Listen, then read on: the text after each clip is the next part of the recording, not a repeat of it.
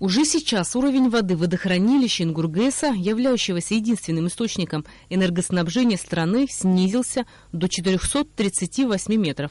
При этом критический уровень водохранилища 420 метров. По сегодняшним запасам предварительно воды в Джварском водохранилище, в случае, если только Республика Абхазия будет потреблять электроэнергию с этого комплекса, ее хватит приблизительно до конца февраля, начала марта. Естественно, это зависит в том числе от климатических условий и от того количества воды, которая будет попадать в естественных условиях в Джварское водохранилище. Деривационный 16-километровый туннель в феврале будет на ремонте, а значит, работа станции Ингургэс будет остановлена. По прогнозам специалистов, дней на 20. Около 10 лет там не проводились ремонтные работы. Но без электроэнергии Абхазия остаться не может.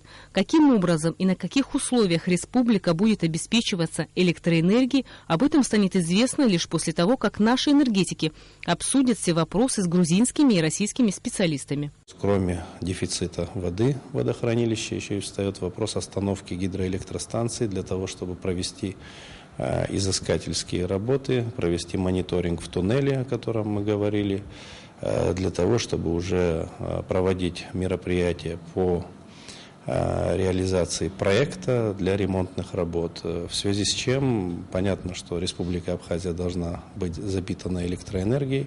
Каким образом и в каком формате, это будет уже известно после того, как мы повстречаемся как с грузинскими, так и с российскими энергетиками.